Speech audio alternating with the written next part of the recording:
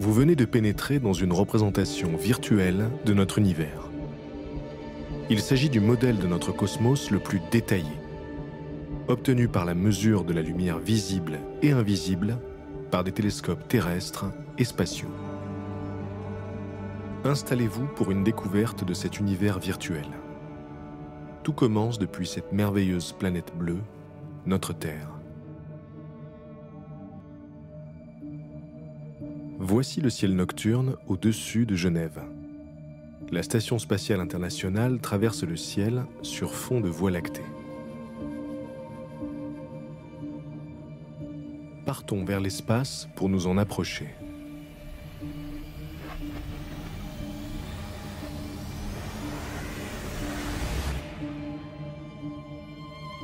La Station spatiale internationale orbite à une altitude de 400 km au-dessus de la surface de la Terre. Il faut plusieurs heures aux astronautes pour la rejoindre. À la vitesse de la lumière, considérée comme la vitesse maximale, soit environ 300 000 km par seconde, le trajet ne prendrait qu'un millième de seconde.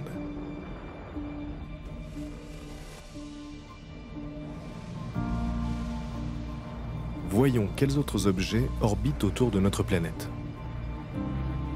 Chaque point représente un satellite artificiel.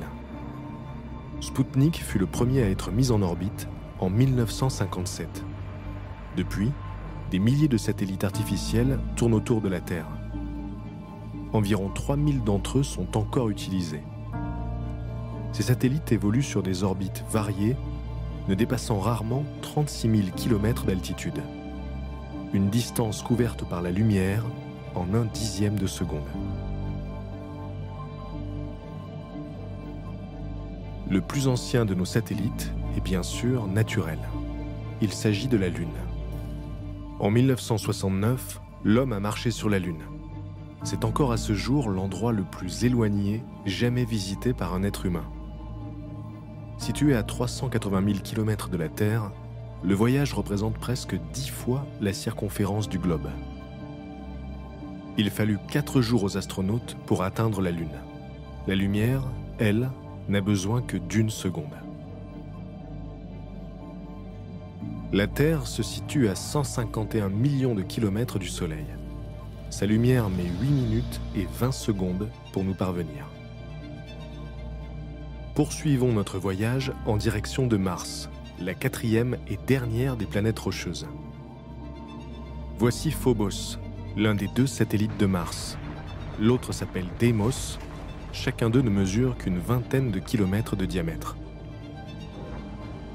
Mars est de loin la plus explorée après la Terre.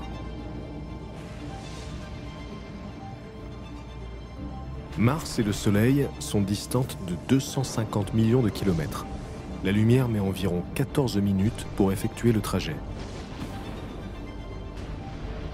Au-delà des 4 planètes rocheuses, notre système solaire compte 4 planètes géantes gazeuses: Jupiter, Saturne, Uranus et Neptune. La sonde spatiale Voyager 2, lancée en 1977, est la seule à les avoir toutes visitées. Suivons-la dans son parcours à proximité de ces géantes. En juillet 1979, Voyager 2 passe au plus près de Jupiter.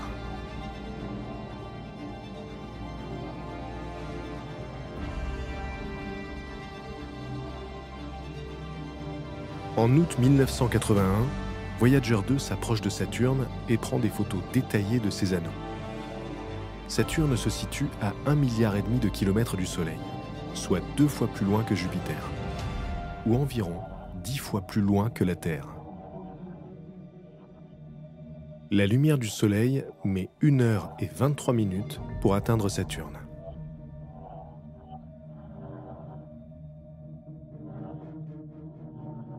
En janvier 1986, Voyager 2 passe à proximité d'Uranus. Situé à plus de 3 milliards de kilomètres du Soleil, la lumière met 2 heures et 46 minutes pour y arriver.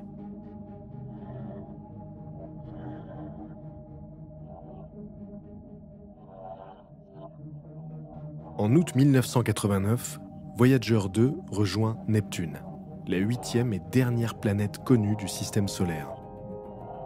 Située à 4,5 milliards de kilomètres du Soleil, elle en est 30 fois plus éloignée que notre Terre.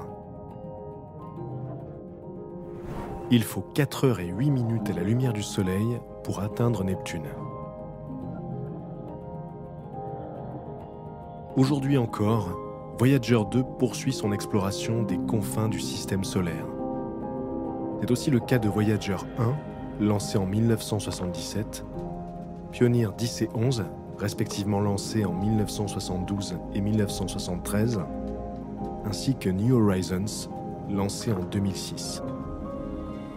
Le système solaire s'étend au-delà des planètes bien connues par une zone composée de petits corps glacés, la ceinture de Kuiper. Elle contient également des objets plus massifs, comme Pluton et Eris, 2 planètes naines, dont nous voyons ici les orbites. Far Far Out est la plus lointaine des planètes naines connues à ce jour. Découverte en 2019, elle est 140 fois plus éloignée du Soleil que la Terre. Il faut 20 heures à la lumière du Soleil pour l'atteindre.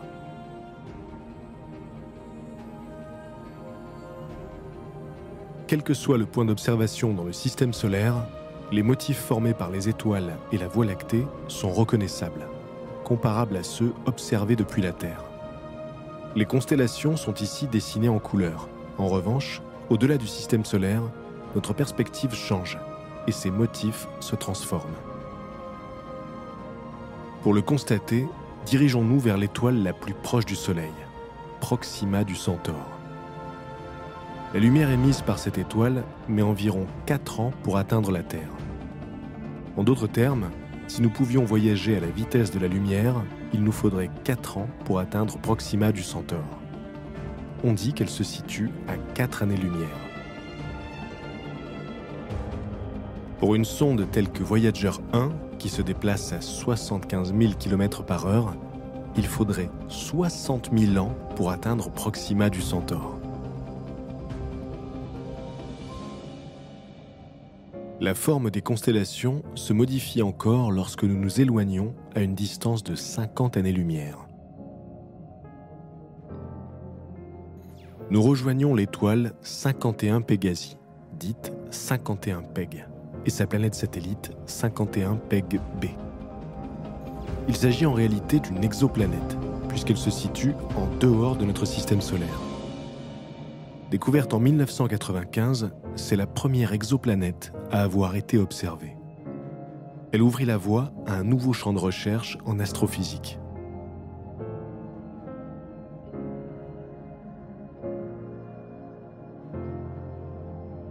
En 1936, le signal radio émis pour la diffusion des Jeux Olympiques était suffisamment puissant pour sortir de l'atmosphère. Depuis, ces signaux se sont multipliés, comme autant de messages lancés vers l'espace. Ils voyagent à la vitesse de la lumière.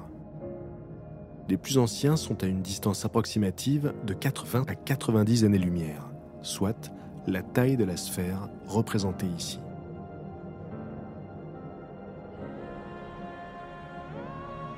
Personne n'a voyagé aussi loin de la Terre. Cette sphère montre l'étendue de l'influence de l'être humain dans l'univers. Prenons maintenant du recul pour contempler l'ensemble des étoiles voisines qui composent notre galaxie, la Voie lactée. La Voie lactée est une galaxie spirale qui compte 200 milliards d'étoiles, parmi lesquelles notre Soleil. Le diamètre de la Voie lactée est d'environ 100 000 années-lumière.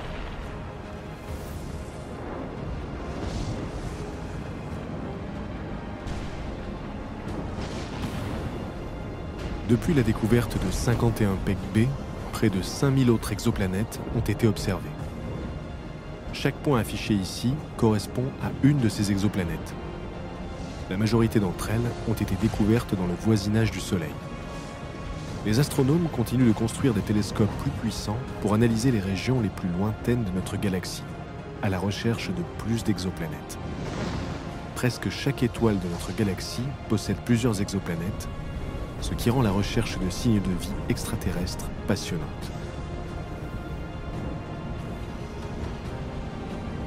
Outre ces 200 milliards d'étoiles, La Voie lactée se compose de gaz et de poussière.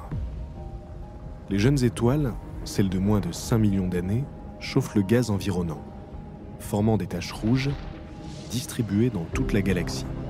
La Voie lactée est un grand disque fin avec la présence de bras qui s'enroulent, caractéristique des galaxies spirales.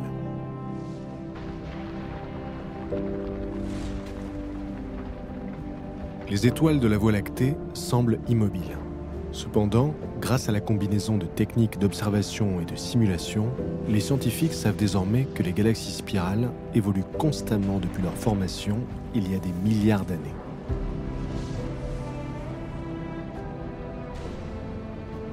En accélérant le temps, nous pouvons simuler le mouvement de la Voie lactée.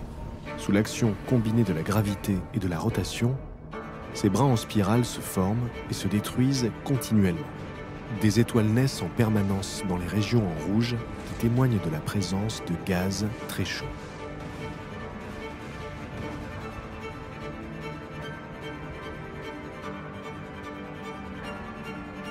Dans les années 70, une analyse détaillée de la rotation des galaxies spirales a soulevé une énigme majeure de la science moderne. Les étoiles et le gaz situés en périphérie des galaxies tournent plus vite que prévu par les scientifiques. Soit une mystérieuse matière invisible accélère la rotation, on l'appelle la matière noire, soit notre compréhension de la loi de la gravitation reste incomplète.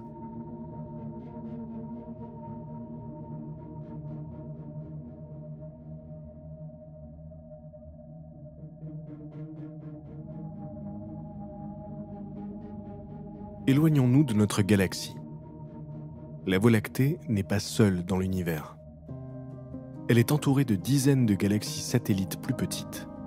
Elles apparaissent ici comme des petites taches floues, de forme elliptique ou irrégulière. La plupart des galaxies satellites sont peu lumineuses, près d'1 million de fois plus sombres que la Voie lactée. D'autres, comme le Grand ou le Petit nuage de Magellan, sont presque aussi brillantes. Elles sont d'ailleurs visibles à l'œil nu depuis l'hémisphère sud de la Terre. À une distance de 2,5 millions d'années-lumière, nous atteignons la galaxie d'Andromède, la galaxie spirale la plus proche de la Voie lactée. Un peu plus loin se trouve la galaxie du Triangle. Ensemble, ces trois grandes galaxies accompagnées de leurs galaxies naines forment le groupe local. En tout, il contient plus de 140 galaxies, s'étendant sur 20 millions d'années-lumière.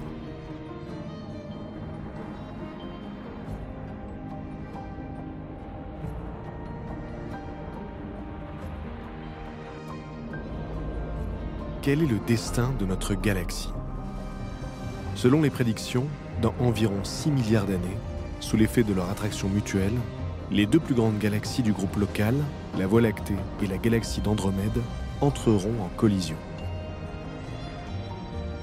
De ce choc de titans naîtra une unique galaxie elliptique géante, dont voici la simulation. L'impact d'une telle collision n'aura que peu d'effet sur l'humanité, puisque le Soleil se sera éteint depuis plus d'1 milliard d'années.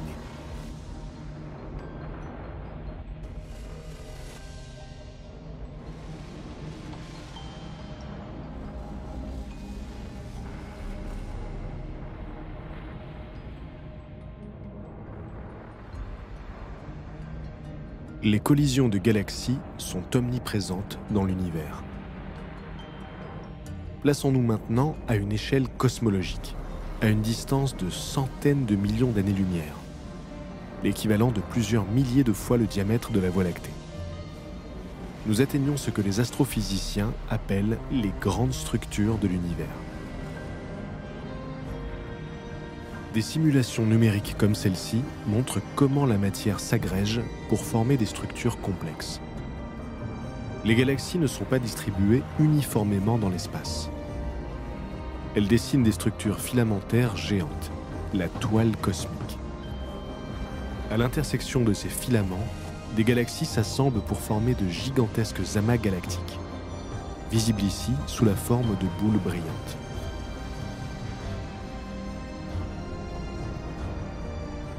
Au cours du temps, la masse de ces amas augmente.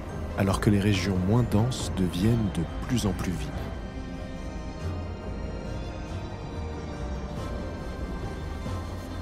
Les amas de galaxies peuvent contenir des centaines de galaxies, couvrant un volume d'environ 1 million d'années-lumière de diamètre.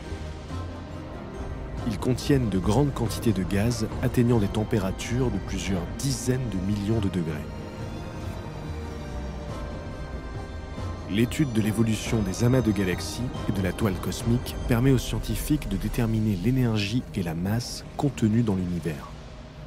Elle permet aussi de tester la validité de la loi de la gravitation à l'échelle cosmique. La toile cosmique est observée principalement par la lumière émise par les galaxies.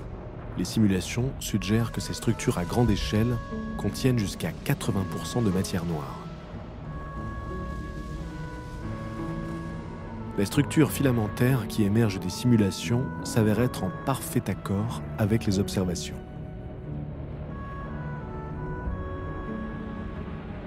Au-delà des simulations, voici la compilation de données de galaxies la plus riche à ce jour. Elle est issue de 20 ans d'observation par le Sloan Digital Sky Survey. La carte tridimensionnelle qui en résulte est la plus étendue et la plus complète qui existe. Elle révèle la véritable image des structures à grande échelle de l'univers.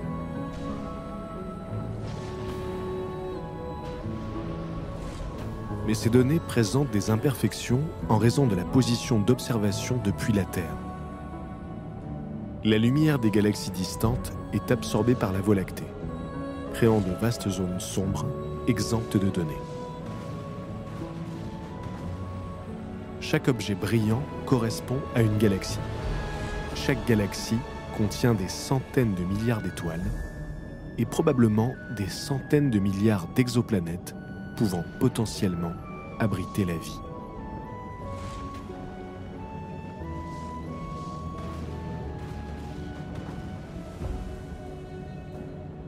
L'univers tel que nous le connaissons est apparu il y a 14 milliards d'années, lors d'une explosion énergétique appelée le Big Bang. L'univers s'est ensuite étendu et refroidi, et les premières particules élémentaires sont apparues.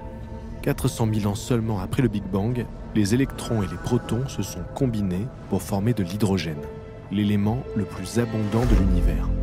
À cette époque, la lumière a pu voyager librement dans l'espace pour la première fois. Depuis, l'univers a continué son expansion. La lumière primitive s'est étirée vers de plus grandes longueurs d'onde.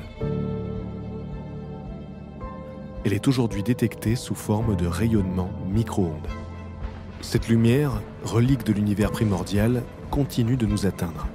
Elle est présente partout.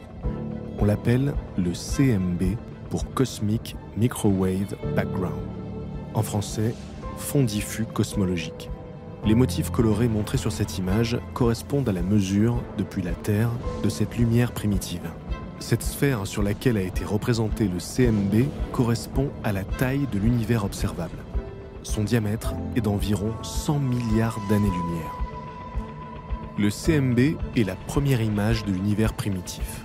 On y constate la présence de fluctuations dans la distribution de matière. Quittons l'observation pour revenir à la simulation d'une portion d'univers. Ces minuscules fluctuations sont considérées comme l'origine des structures à grande échelle de l'univers que nous observons aujourd'hui. Au cours du temps, sous l'influence de la gravité, ces fluctuations initiales s'amplifient et génèrent les filaments cosmiques. À l'intersection de ces filaments, l'accumulation de matière est suffisante pour former les premières étoiles. L'association de ces étoiles devient des galaxies et les régions denses en galaxies deviennent des amas de galaxies. Des simulations comme celle-ci nous permettent de comprendre l'émergence des grandes structures de l'univers. Rebroussons chemin pour revoir les différentes échelles de notre univers et retourner chez nous.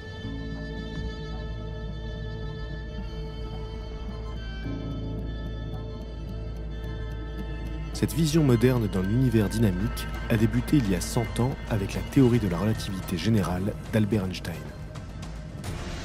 Se dressant sur les épaules de géants tels que Copernic, Kepler, Galilée, Newton et bien d'autres.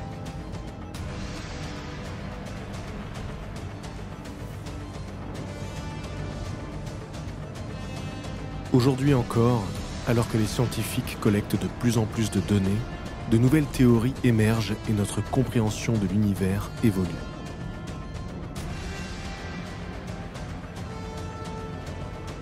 Nous voilà de retour, chez nous, sur Terre. C'est depuis la Terre que nous explorons les confins de l'univers. C'est depuis la Terre que nous observons la lumière céleste venue du passé, qui nous raconte l'histoire de l'univers, une archéologie de la lumière. Mise en perspective de ce voyage cosmique, la Terre s'avère minuscule et son existence éphémère. Elle possède de l'eau, elle abrite la vie. Nous ne serions pas là sans cette planète bleue. Quelle précieuse circonstance que d'être vivant sur Terre.